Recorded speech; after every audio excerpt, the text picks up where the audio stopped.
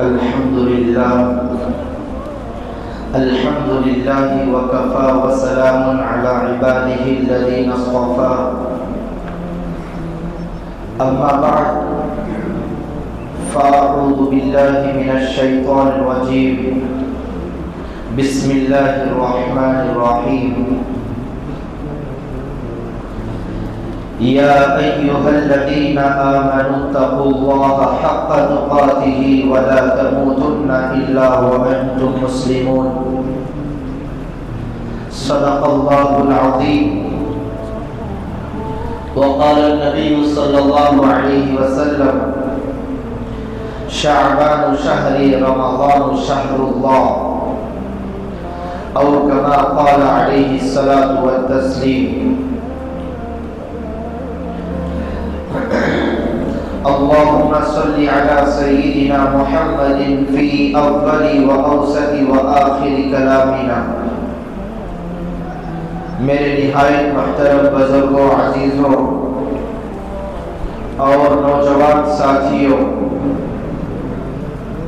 قرآن و حدیث کی روشنی میں، شریعت مطہرہ کی روشنی میں جو بات عرض کرنی ہے وہ ہے شعبان المعظم کے فضائل۔ شعبان المعظم کتنا بابرکت مہینہ، کتنا سعادت والا مہینہ ہے، رحمتوں والا، برکتوں والا مقدس مہینہ رمضان المبارک آ رہا ہے۔ ابھی جو مہینہ چل رہا ہے یہ شعبان المعظم کا مہینہ شروع ہو گیا۔ شعبان المعظم کے مہینے میں ہم زندگی بسر کر رہے ہیں۔ شعبان کے تعلق سے کہا جاتا ہے، دیکھیے 3 مہینے ایک کے بعد دیگرے آتے ہیں اور تینوں کی فضیلت اپنی جگہ ہے۔ شعبان سے پہلے رجب المرجب آتا ہے، اس کی فضیلت وہ اشہر حرم میں سے ہے۔ رجب المرجب، ذی القعدہ، ذی الحجہ، محرم، یہ 4 مہینے احترام والے ہیں، یہ 4 مہینے عظمت والے اور شرافت والے ہیں۔ اور شعبان المعظم کی فضیلت کے لیے اتنا کافی ہے کہ محبوب دو عالم سرور کونین محمد مصطفیٰ احمد مجتبی حضرت محمد صلی اللہ علیہ وسلم نے اس شعبان المعظم کی نسبت اپنی طرف کی ہے۔ شعبان شہری کہ شعبان میرا مہینہ ہے، اور رمضان شہر اللہ، رمضان اللہ رب العزت کا مہینہ ہے۔ ان مہینوں کے تعلق سے کہا جاتا ہے رجب المرجب کا جو مہینہ ہے وہ ہواؤں کے، بادلوں کے چلنے کا مہینہ ہے۔ شعبان المعظم کا مہینہ بادلیں اور ابریں اترنے کا مہینہ ہے، اور رمضان المبارک برسنے کا مہینہ، رحمتوں کی بارش، مغفرتوں کی بارش رمضان المبارک میں ہوتی ہے۔ اور اسی طرح کہا جاتا ہے رجب المرجب کے مہینہ بیج کھیت میں بیج ڈالنے کے جیسا ہے، اور شعبان المعظم کا مہینہ اس کھیت میں پانی چلانے کا ہے، پانی دینے کا ہے، اور رمضان المبارک کا مہینہ کھیت اور فصل پک کر جب تیار ہو جاتی ہے تو اس کو کاٹا جاتا ہے۔ رمضان المبارک کا مہینہ فصل کاٹنے کا، نیکیوں کو لوٹنے کا اور رحمتوں میں بھیگنے کا مہینہ رمضان المبارک کا مہینہ ہے۔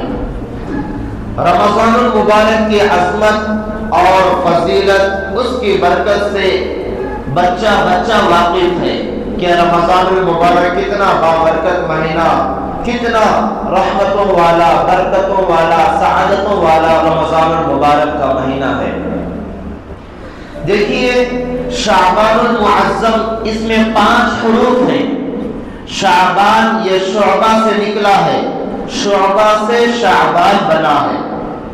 شعبان شعبہ کے معنی کام کا اہم حصہ، کام کرنے والا حصہ۔ ویسے تو اللہ رب العزت کے جتنے بھی شعبے جات ہیں، رحمتوں کا شعبہ ہے، مغفرت کا شعبہ ہے، اور اسی طرح سے جتنے بھی شعبے اللہ رب العزت کے ہیں وہ ہر مہینے میں کام کرتے ہیں، ہر مہینے میں کام کرتے ہیں، لیکن شعبان کے مہینے میں وہ کچھ زیادہ ہی کام کرنے لگ جاتے ہیں وہ شعبے۔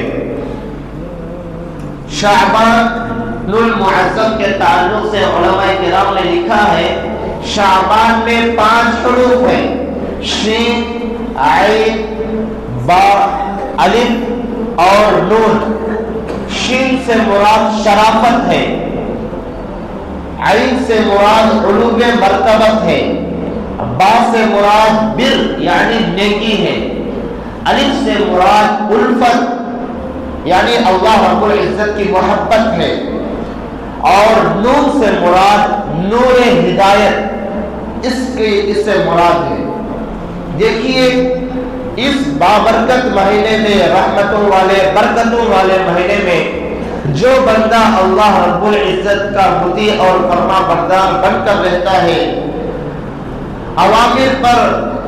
اوامر کی حکم اوامر پر عمل کرتا ہے اور گناہوں سے نواہی سے بچتا ہے، اور اللہ تعالیٰ کے جو ناپسند والے کام ہیں ان سے اپنے آپ کو بچاتا ہے، تو اللہ رب العزت اس کو 5 قسم کے انعامات سے نوازتے ہیں۔ نمبر 1، اللہ رب العزت اس کو شرافت سے نوازتے ہیں۔ اب جس کو اللہ رب العزت شرافت سے نوازے، عزت سے نوازے، تو دنیا کا کوئی بندہ، دنیا کی کوئی طاقت ایسی نہیں ہے کہ اس کو ذلیل کرے، اس کو اس شرافت کے مقام سے گھٹائے۔ اور دوسرا انعام علو مرتبت، اللہ رب العزت اس بندے کو علو مرتبت سے بھی نوازتے ہیں۔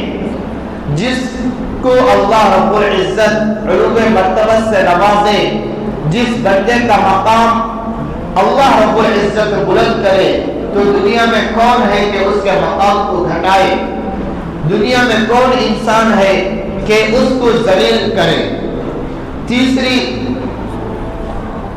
جو نعمت اللہ رب العزت نوازتے ہیں وہ بر ہے، یعنی نیکی کی توفیق اللہ رب العزت دیتے ہیں۔ جس بندے کو اللہ رب العزت نیکی کی توفیق سے مالا مال کرے، تو دنیا میں کوئی بندہ ایسا نہیں ہے کہ اس بندے سے وہ توفیق چھین لے، اور یہ نیکی کی توفیق معمولی چیز نہیں ہے۔ اور اسی طرح سے 4واں مرتبہ جو اللہ رب العزت، 5ویں چیز جو اللہ رب العزت دیتے ہیں، وہ اپنی محبت، اپنی الفت دیتے ہیں کہ ہم دنیا میں آئے ہی ہیں اللہ رب العزت کو راضی کر کے، اللہ رب العزت کی رضا حاصل کرنے کے لیے، اللہ رب العزت کو پسند کر لینے کے لیے دنیا میں آئے ہوئے ہیں۔ تو یہ چیز بھی اللہ رب العزت عطا فرما دیتے ہیں۔ اور جو 5ویں چیز، 5واں انعام اللہ رب العزت دیتے ہیں وہ نور ہدایت ہے۔ یہ ہدایت بہت بڑی چیز ہے۔ اس ہدایت کو پانے کے لیے انسان اور مخلوق کتنی کوشش کرتی ہے۔ تو جو بندہ شعبان المعظم میں اللہ رب العزت کے احکامات کی بجا آوری لاتا ہے، اللہ رب العزت کے احکامات پر عمل کرتا ہے، گناہوں سے بچتا ہے، اور نیکی اور تقوی کے اوپر زندگی بسر کرتا ہے، تو اللہ رب العزت اس بندے کو 5 انعامات سے نوازتے ہیں۔ شرافت سے نوازتے ہیں، علو مرتبت سے نوازتے ہیں، نیکی کی توفیق دیتے ہیں، اور اسی طرح سے اپنا پیار اور اپنی محبت عطا فرماتے ہیں، اور نور ہدایت سے اللہ رب العزت اس کو سرفراز فرماتے ہیں۔ تو عزیز دوستو، یہ بابرکت مہینہ ہے شعبان المعظم کا مہینہ۔ دیکھیے انسانوں کے زندگی کے 3 مراحل ہیں، 3 چیزیں ہیں انسانوں کے زندگی میں۔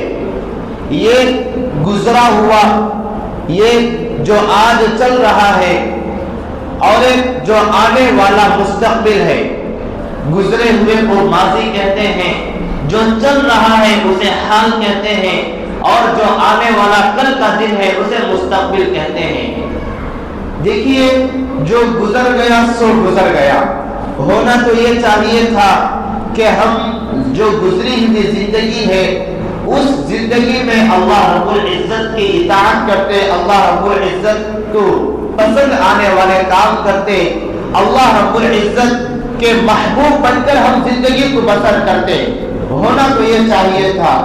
جیسے رجب المرجب کا بابرکت مہینہ چل گزر گیا، اب جو بندہ اس رجب المرجب کی اہمیت کو سمجھا اور اسی کے مطابق اپنی زندگی کو بسر کیا، اسی کے مطابق نفل روزوں کو رکھا اور نمازوں کا اہتمام کیا اور قرآن کریم کی تلاوت کثرت سے کی اور نفل نمازوں کا بھی اہتمام کیا، تو وہ بندہ خوش نصیب ہے، قسمت والا بندہ ہے، اللہ کی نظر میں پسند آ جانے والا بندہ ہے۔ اب اس بندے کو چاہیے کہ جو گزر گیا ہے، اچھائی پر گزرا ہے، تو اللہ رب العزت کا شکر بجا لائے، اللہ رب العزت کا احسان مانے کہ اس نے نیکی کی توفیق عطا فرمائی ہے۔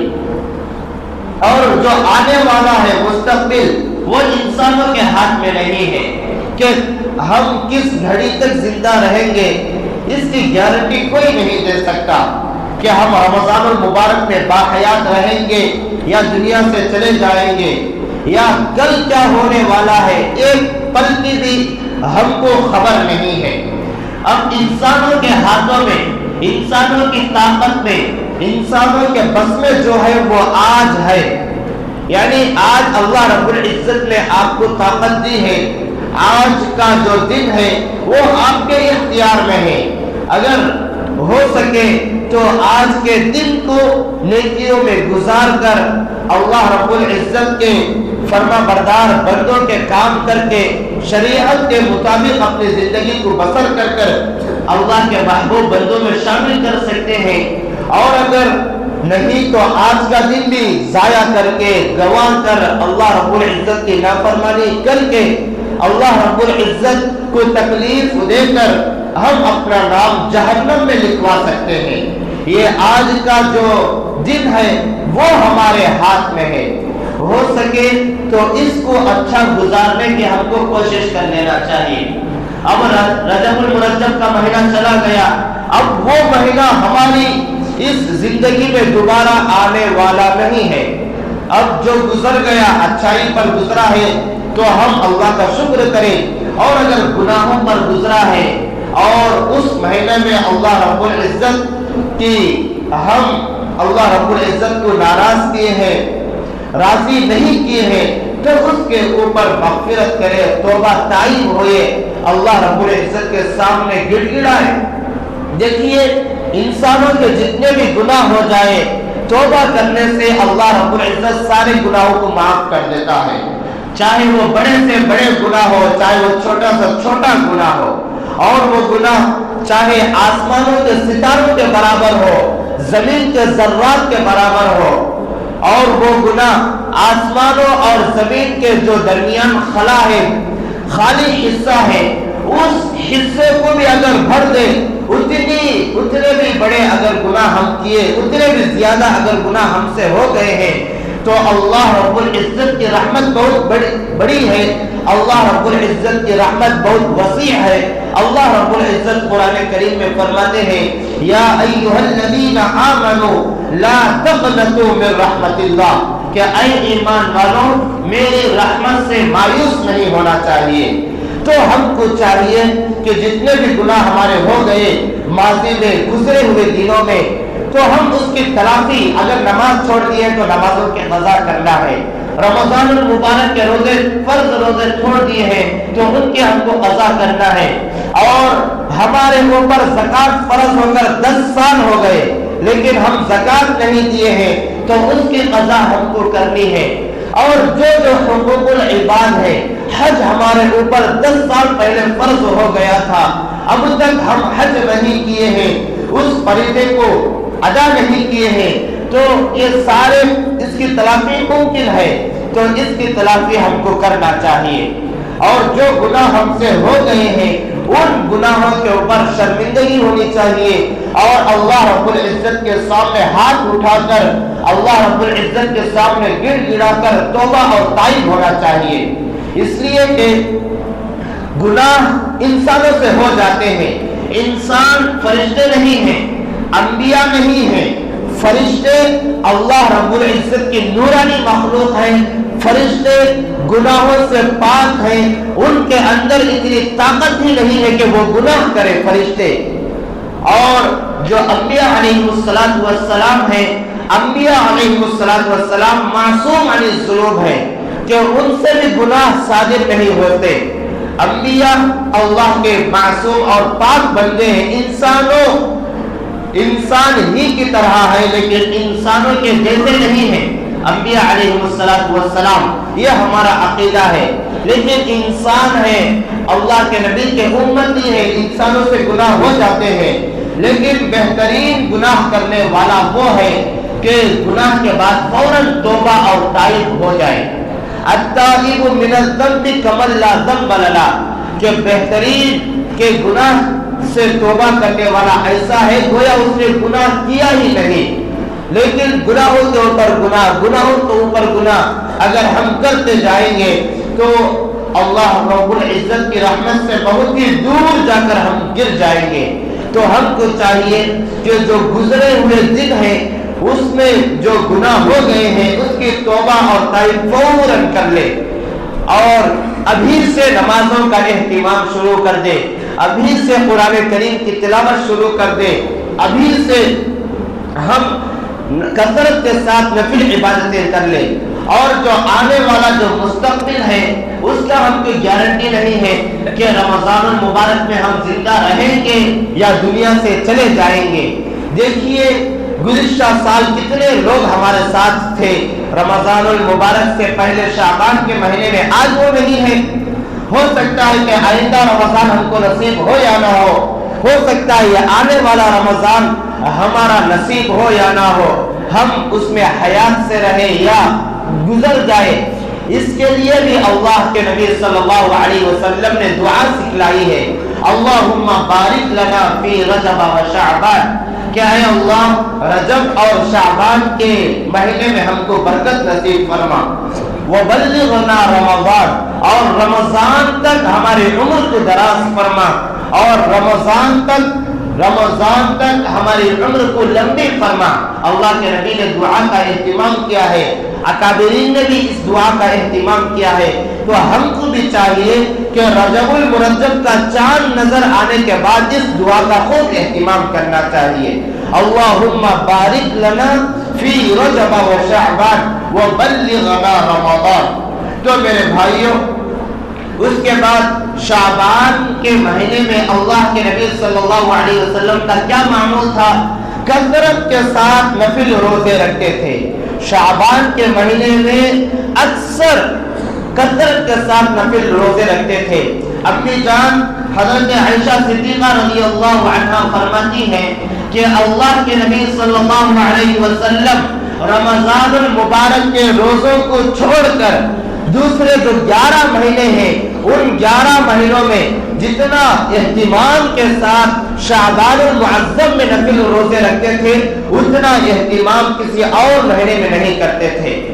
شعبان المعظم کے مہینے میں کثرت کے ساتھ نفل روزے رکھتے تھے. دوسری حدیث میں ہے اللہ کے نبی صلی اللہ علیہ وسلم جب روزہ رکھنا شروع کرتے تھے تو حضرت امی جان حضرت عائشہ صدیقہ رضی اللہ عنہا کو یہ معلوم ہوتا تھا کہ اب کبھی روزے نہیں چھوڑیں گے, یعنی کثرت کے ساتھ روزے رکھیں گے.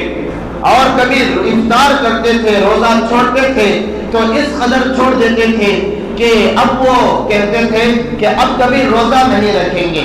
تو شعبان المعظم کا جو مہینہ ہے اس میں اللہ کے نبی صلی اللہ علیہ وسلم کا معمول یہ تھا کہ کثرت کے ساتھ نفل روزوں کا اہتمام کرتے تھے، اور جو آخر کے 2-3 دن ہیں اس مہینے کے آخر کے 3-4 دن ان مہینوں میں روزہ رکھنے سے منع فرمایا ہے۔ ہم کو بھی چاہیے کہ شعبان کے مہینے میں کثرت کے ساتھ نفل روزے رکھیں شروع کے ایام میں، اور جب آخر کے ایام آ جائیں تو اس وقت احادیث میں روزہ رکھنے سے منع کیا گیا ہے، کیونکہ اس کے بعد کا جو رمضان رحمتوں برکتوں سعادتوں والا مہینہ جو رمضان المبارک کا آ رہا ہے اس میں پورا مہینہ مسلمانوں کو روزے رکھنا چاہیے۔ اگر ہم یہ شعبان المعظم کا پورا مہینہ جب روزے رکھیں گے تو رمضان المبارک کے مہینے میں کمزوری محسوس کریں گے، طاقت میں کمی محسوس کریں گے، اس لیے جو آخر کے ایام ہیں اس میں روزہ نہیں رکھنا چاہیے، روزہ رکھنے سے منع کیا گیا ہے۔ اللہ کے نبی صلی اللہ علیہ وسلم سے صحابہ نے پوچھا کہ شعبان میں اتنی کثرت کے ساتھ روزہ کیوں رکھتے ہیں؟ اسامہ بن زید رضی اللہ عنہ نے پوچھا کہ شعبان کے مہینے میں اتنی کثرت کے ساتھ روزہ کیوں رکھتے ہیں؟